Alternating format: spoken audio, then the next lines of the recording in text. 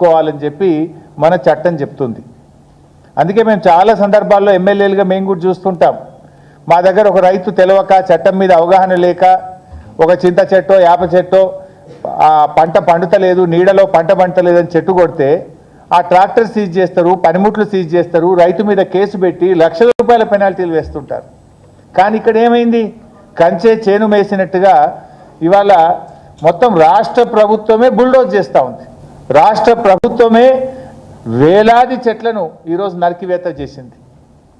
ఇంకోటి పోలీస్ స్టేషన్లో వీళ్ళు అప్లై చేసినారు చెట్లు నరకడానికి. పోలీస్ స్టేషన్లో దరఖాస్తు పెట్టింది టీజీఐఐసి. ఏమని? మేము ఈ అడవిని ఇక్కడ ఉన్నటువంటి చెట్లను నరకదలుచుకున్నాము, మాకు రక్షణ ఇవ్వండి అని పోలీసులకు దరఖాస్తు చేసినారు. మరి పోలీసులు ఎవరైనా దరఖాస్తు పెడితే వాళ్ళు అడుగుతున్నది న్యాయబద్ధమైన పనా, అది చట్టానికి లోబడిన పనా కాదా అనేటువంటిది డ్యూ డిలిజెన్స్ చేసుకోవాల్సిన బాధ్యత పోలీస్ డిపార్ట్మెంట్కి ఉంటుందా ఉండదా? టీజీఐసి పెట్టిన దరఖాస్తే నేరపూరితమైనటువంటిది. పోలీసు ఏం చేయాల్సి ఉండే? మీరు చెట్లు కొడుతున్నారు కదా, దీనికి ఫారెస్ట్ డిపార్ట్మెంట్ అనుమతి ఉందా, ఇది వాల్తా చట్టానికి లోబడి ఉందా, వైల్డ్ లైఫ్ యాక్ట్కు లోబడి ఉందా, అవన్నీ చూసిన తర్వాత పోలీసులు అనుమతి ఇవ్వాల్సినటువంటి బాధ్యత ఉంటుంది.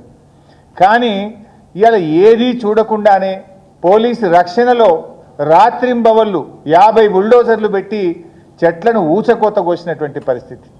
ఇవాళ దాదాపు 3 జింకలు చనిపోయినాయి ఇప్పటికే అని చెప్పి స్పష్టంగా ఫొటోస్తో సహా ఎవిడెన్స్తో సహా కుక్కలు కొరికేస్తున్నాయి, జింకలు చనిపోతూ ఉన్నాయి, జింకలు పరిసర ప్రాంతాల ప్రజల ఇళ్లల్లోకి వస్తున్నాయి. అంటే అది ఉన్నటువంటి గూడును చెదరగొట్టినప్పుడు దిక్కులేక అవన్నీ కూడా పరిసర ప్రాంతాల్లోకి పోవడం, కుక్కల దాడిలో చనిపోయేటువంటి పరిస్థితి ఏర్పడ్డది. వెనకట సినిమా యాక్టరు సల్మాన్ ఖాన్ ఒక జింకను చంపితే ఆయన జైల్లో పెట్టిండ్రు. ఒక జింకను చంపితే అతన్ని జైల్లో పెట్టిండ్రు. సంవత్సరాల తరబడి కోర్టుల చుట్టూ పోలీస్ స్టేషన్ల చుట్టూ తిరిగిండు. మరి 3 జింకలు చంపితే ఈ మరణానికి కారణం ఈ ముఖ్యమంత్రి, ఈ ప్రభుత్వం కాదా? దీని మీద న్యాయపరంగా చర్య తీసుకోవాలన్నా వద్దా?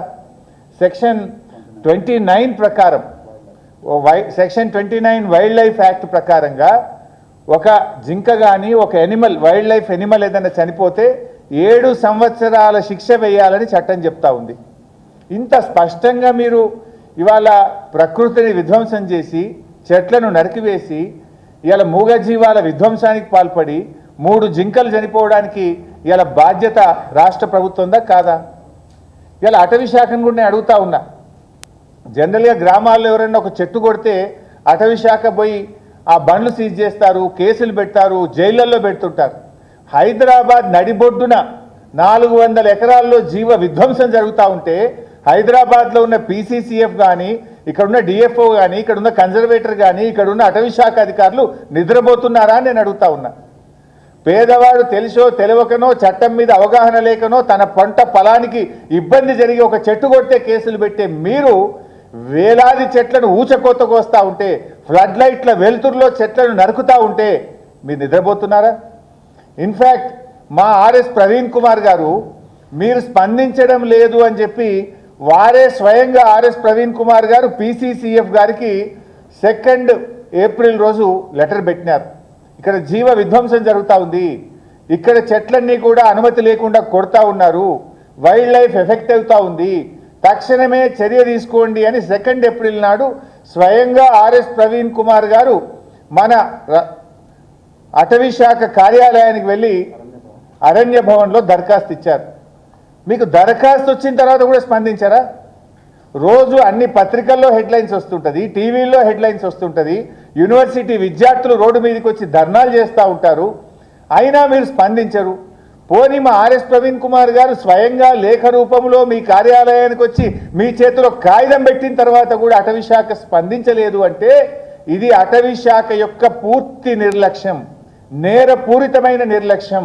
అటవీ శాఖ స్పందించకపోవడం వల్లనే ఈరోజు ఇన్ని వేల కొద్ది చెట్లు నరకబడ్డాయి, ఇన్ని జింకలు ముచ్చివాత పడ్డాయి, ఇవాళ వైల్డ్ ఎనిమల్స్ అన్ని కూడా ఇబ్బంది పడ్డటువంటి పరిస్థితి ఉన్నది. ఇవాళ ఈ బాధ్యత మీది, మీరు స్పందించలేకపోయారు. ముఖ్యంగా ఈరోజు చాలా విషయాలు కూడా మేము వారి దృష్టికి తీసుకుపోవడం జరిగింది. ఇవాళ అనేక రకాల వయలేషన్స్ ఇక్కడ జరిగినాయి. ఒకటి మన రాష్ట్ర ప్రభుత్వంలో అనేక చట్టాలు కూడా ఉన్నాయి. వైల్డ్ లైఫ్ యాక్ట్తో పాటు వాల్తా యాక్ట్ 2002 ఇది మన రాష్ట్ర ప్రభుత్వం తెచ్చిన వాల్తా యాక్ట్. ఈ వాల్తా యాక్ట్ ప్రకారంగా ఎవరైనా చెట్టు కొట్టాలంటే రాష్ట్ర ప్రభుత్వం అనుమతి తీసుకోవాలి. అంతేకాకుండా సాయిల్ కన్జర్వేషన్ కూడా, అక్కడ చెరువు కూడా ఉంది, ఆ సాయిల్ కన్జర్వేషన్ కూడా దృష్టిలో పెట్టుకొని తగిన చర్యలు తీసుకోవాలి. దానికి ఏమేం రూల్స్ ఫాలో కావాలో ఇక్కడ స్పష్టంగా చెప్పారు, ఇది కూడా వారికి అందించాం. అదేవిధంగా తెలంగాణ ఏర్పడ్డ తర్వాత 2017లో జీవో నంబర్ 23 మన రాష్ట్ర ప్రభుత్వ అటవీ శాఖ ఇష్యూ చేసినటువంటి గైడ్ లైన్స్. ఈ రాష్ట్రంలో ఎవరైనా ఏదైనా చెట్టు కొట్టాలంటే ఆన్లైన్లో మీరు దరఖాస్తు చేయాలి, 100 రూపాయలు దరఖాస్తు చేయాలి. తర్వాత అటవీ శాఖ అధికారులు ఇన్స్పెక్ట్ చేసి పర్మిషన్ ఇచ్చిన తర్వాత ఒక్కొక్క చెట్టుకు 450 రూపాయలు డిపాజిట్ చేసిన తర్వాత అటవీ శాఖ అనుమతి ఇచ్చిన తర్వాత చెట్టు కొట్టాలి. అది అటవీ భూమి కాదు, పట్టా భూమి అయినా, హౌస్ సైట్ అయినా, వ్యవసాయ భూమి అయినా, ప్రభుత్వ భూమి అయినా, అది ఏ భూమి అయినా సరే అనుమతి తప్పనిసరి అని చెప్పి జీవో నంబర్ 23 5/7/2017లో చాలా స్పష్టంగా ఇందులో పేర్కొనబడింది. ఇది కాకుండా సుప్రీంకోర్టు ఒక ఆర్డర్ ఇచ్చింది 4/3/2025 అంటే 4th March 2025న ఒక ఆర్డర్ ఇచ్చింది సుప్రీంకోర్టు. ఇన్ఫ్యాక్ట్ దానికంటే ఏడాది ముందే సుప్రీంకోర్టు ఒక ఆర్డర్ ఇచ్చింది. ఎంత స్పష్టమైన ఆర్డర్ ఇచ్చిందంటే, మీరు అటవీ భూములే కాకుండా ద డెఫినేషన్ ఆఫ్ ఫారెస్ట్ అంటే అది గవర్నమెంట్ రికార్డులో ఫారెస్ట్ భూమి అని రాయవలసిన అవసరం లేదు. అది ఫారెస్ట్ నేచర్ కలిగి ఉంటే అది అటవీ భూమి. అటువంటి భూములు మీ రాష్ట్రంలో ఎన్ని ఉన్నాయి? అటవీ భూములే కాకుండా అటవీలో ఉండేటువంటి లక్షణాలు కలిగినటువంటి ప్రభుత్వ భూములు, పట్టా భూములు మీ రాష్ట్రాల్లో ఎన్ని ఉన్నాయి, వాటి వివరాలు ఇవ్వండి అని దేశంలోని అన్ని రాష్ట్రాలను కూడా సుప్రీంకోర్టు కోరింది. ఆ సుప్రీంకోర్టు ఉత్తర్వుల మేరకు మన రాష్ట్రంలో కూడా ఒక కమిటీ వేశారు. ఆ కమిటీ ఒకవైపు పనిచేస్తూ ఉంది. ఈ రాష్ట్రంలో అటవీ శాఖ యొక్క లక్షణాలు కలిగినటువంటి అటవేతర భూములను గుర్తించేటువంటి కమిటీ ఈ రాష్ట్ర ప్రభుత్వం వేసింది. ఆ కమిటీని ఎక్స్పర్ట్ కమిటీ పనిచేస్తూ ఉంది.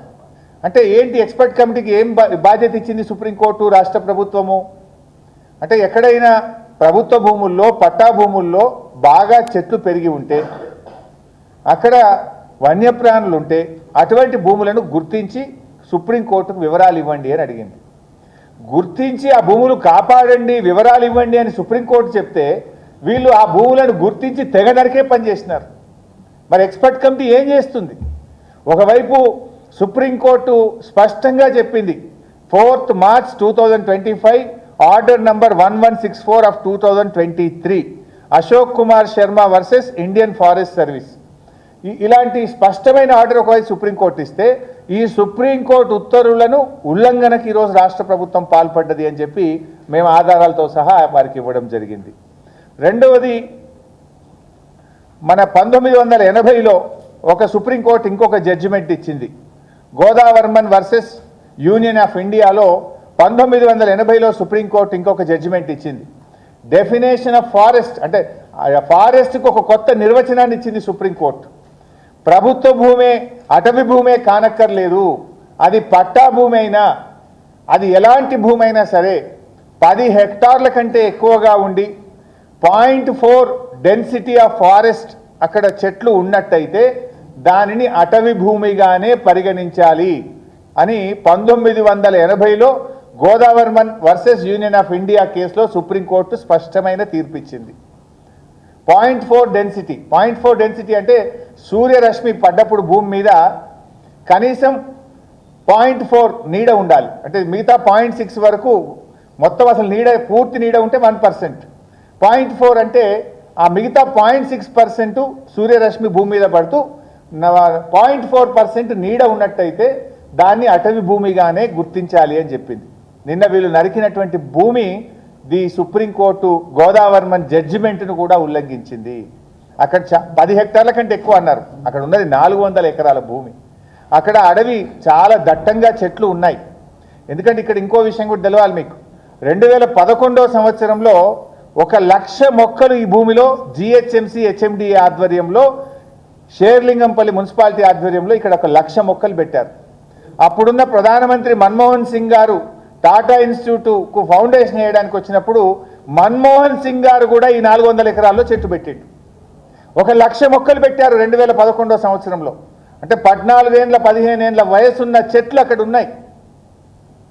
అంత స్పష్టంగా ఈ రెండవ supreme court judgment Godavarman versus union of India 1980 జడ్జిమెంట్ను కూడా రాష్ట్ర ప్రభుత్వం ఉల్లంఘనకు పాల్పడ్డది. మూడవది తెలంగాణ ఫారెస్ట్ యాక్ట్ 1967. మన రాష్ట్ర ప్రభుత్వ ఫారెస్ట్ యాక్ట్ 1967ను మరి అందులో చాలా స్పష్టంగా చెట్లు కొట్టాలంటే ఏ నియమ నిబంధనలు పాటించాలని మన 1967 తెలంగాణ ఫారెస్ట్ యాక్ట్ చెప్తుంది. దాని నియమ నిబంధనలు కూడా ఉల్లంఘించారు. నాలుగోది వైల్డ్ లైఫ్ యాక్ట్ 1972, దాన్ని కూడా ఈ రాష్ట్ర ప్రభుత్వం ఉల్లంఘించింది. వైల్డ్ లైఫ్ యాక్ట్ ప్రకారంగా ఇక్కడ అనేకమైనటువంటి జీవరాశులు ఉన్నాయి. అడవి పందులు కానీ, స్పాటెడ్ డేర్స్ కానీ, స్నేక్స్ కానీ, అదేవిధంగా పికాక్స్ కానీ, మరియు తాబేళ్ళు, ఇలా రకరకాలుగా అనేకమైనటువంటి రేర్ ఎనిమల్స్, రేర్ బర్డ్స్ ఇక్కడ ఉన్నాయి. వాటిని రక్షించాల్సిన ప్రభుత్వం ఇవాళ భక్షించే ప్రయత్నం చేసింది అనే విషయాన్ని కూడా కమిటీ దృష్టికి తీసుకుపోయాం. అదేవిధంగా వాల్తా యాక్ట్ పోయింది. అదేవిధంగా కాన్స్టిట్యూషనల్ ఆర్టికల్ 48A కూడా ఇక్కడ ఉల్లంఘించడం జరిగింది. లాస్ట్లో మన హైకోర్టు కూడా చెప్పింది, హైడ్రా విషయంలో శనివారం ఆదివారాల రోజులు మీరు కూల్చే ప్రయత్నం చేయొద్దు, శనివారం ఆదివారం చూసి మీరు డిస్ట్రక్షన్ చేయొద్దు అని మన రాష్ట్ర హైకోర్టు కూడా స్పష్టమైన తీర్పు హైడ్రా విషయంలో అన్ని విషయాల్లో ప్రభుత్వానికి చెప్పింది. దాన్ని కూడా ఈరోజు ఉల్లంఘించారు హైడ్రా విషయంలో. ఎట్లా మీరు చూస్తే 31 నాడు ఉగాది, రంజాన్, ఉగాది రంజాను, రంజాన్కు 2 రోజులు సెలవు, ఉగాదికి 1 రోజు సెలవు, ఆదివారం, ఇవన్నీ చూసుకొని ముందే 50 జేసీబీలు తెప్పించి ఆడ పెట్టుకొని కరెక్ట్గా ఆదివారము, ఉగాది, రంజాన్ సెలవు దినాలు చూసుకొని ఈ చెట్లు నరికే కార్యక్రమం చేసిండ్రు. అంటే రాష్ట్ర హైకోర్టు ఉత్తర్వులను కూడా ఉల్లంఘించిండ్రు, సుప్రీంకోర్టు ఉత్తర్వులు ఉల్లంఘించిండ్రు, హైకోర్టు ఉత్తర్వులను ఉల్లంఘించిండ్రు, మీరు వైల్డ్ లైఫ్ యాక్ట్ను ఉల్లంఘించిండ్రు, తెలంగాణ ఫారెస్ట్ యాక్ట్ 1967ను ఉల్లంఘించిండ్రు, వాల్తా యాక్ట్ను ఉల్లంఘించిండ్రు. ఇన్ని ఉల్లంఘనలు ఈరోజు ఇక్కడ జరిగినాయి. వీటన్నిటిని కూడా ఆధారాలతో సహా ఈరోజు మేము కమిటీకి పూర్తి వివరాలు, ఆ సుప్రీంకోర్టు జడ్జిమెంట్స్, పాయింట్స్ అన్ని కూడా వారి దృష్టికి మేము ఇవ్వడం జరిగింది. అదేవిధంగా ఈ భూమి ఇది హెచ్యుకు సంబంధించిన భూమి. ఈ లెటర్ కూడా మీ అందరికి కూడా మీడియాకు కూడా పంపిస్తాం. ఇందులో చాలా స్పష్టంగా ఈ భూమి హెచ్యుదని చెప్పిన వివరాలు కూడా ఉన్నాయి. 20 నవంబర్ 2012 ఇది 20 నవంబర్ 2012 రోజు అప్పటి జిల్లా కలెక్టర్ గారు CCLAకు రాసిన ఉత్తరం ఇది, ఈ కాపీ. ఇందులో చాలా స్పష్టంగా ఏం రాస్తారంటే, the RDO Chevalla has inspected the proposed land and recommended alienation of land for University of Hyderabad since lands has already been handed over to university in the year 1975. As seen from the inspection reports, the structures are located in the University of Hyderabad enclosed as Annexure 1. I therefore request to kindly recommend the alienation proposals of the land to an extent of 2,185 acres of Kancha Gachibowli and Gopanpalli villages respectively in favor of University of Hyderabad. 2,185 ఎకరాలు ఇది already university ఆధీనంలో ఉంది, university పొజిషన్లో ఉంది. 1975 నుంచి university పొజిషన్లో ఉంది. Revenue records ప్రకారంగా చూసినా, పంచనామా ప్రకారంగా చూసినా, నేను ఫిజికల్గా ఇన్స్పెక్షన్ చేసినప్పుడు కూడా వాళ్ళ ఆధీనంలో ఉంది అని అప్పటి RDO గారు, అప్పటి కలెక్టర్ గారు ఈ భూమిని వాళ్ళకి ఇవ్వాలని చెప్పి రాసినటువంటి ఉత్తరం. దాని వివరాలు కూడా ఇందులో ఉన్నాయి. ఈ అనెక్సెస్ ఇవన్నీ కూడా మీకు పంపిస్తాం. అంటే స్పష్టంగా ఈ భూమి ఇది HCU భూమి అని ఆ కలెక్టర్ గారు అప్పుడు రాసిన లేఖలో ఉంది. HCU ఆధీనంలో ఉంది అని కూడా ఇందులో స్పష్టంగా అప్పుడు ఇన్స్పెక్షన్ చేసిన ఇన్స్పెక్షన్ రిపోర్ట్లో RDO గారు రాసినటువంటి మాటలు మీకు చదివి వినిపించాం. అంటే ఇవాళ దీన్ని పట్టా భూమి అని, TGIC భూమి అని, ఇది గవర్నమెంట్ భూమి అని దీన్ని యాక్షన్ చేస్తామని చెప్తున్నారు. మేము ఇంకో విషయం అడుగుతా ఉన్నాం. డెవలప్మెంట్ విషయంలో మీరు చేయొద్దని మేము